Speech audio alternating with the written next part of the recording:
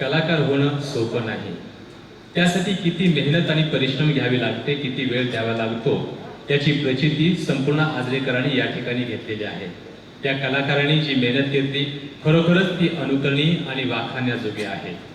विद्यार्थी विकास विभाग, शिवाजी विद्यापीठ कोल्हापूर आणि जनता एज्युकेशन सोसायटी संचालित आजरा महाविद्यालय आजरा यांच्या संयुक्त विद्यमानं आजरा महाविद्यालयाच्या प्रांगणामध्ये 44वा मध्यवर्ती युवा महोत्सव काल रविवारपासून या ठिकाणी सुरू आहे.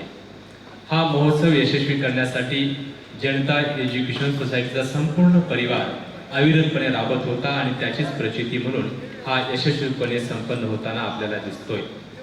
जवळजवळ 35 कला प्रकारामध्ये सांगली, सातारा आणि कोल्हापूर जिल्ह्यातील विविध महाविद्यालयांचे विद्यार्थी, त्यांचे संघ व्यवस्थापक या ठिकाणी उपस्थित झाले आणि त्यांनी अत्यंत उत्कृष्ट पद्धतीने या ठिकाणी सादरीकरण केलेलं आहे.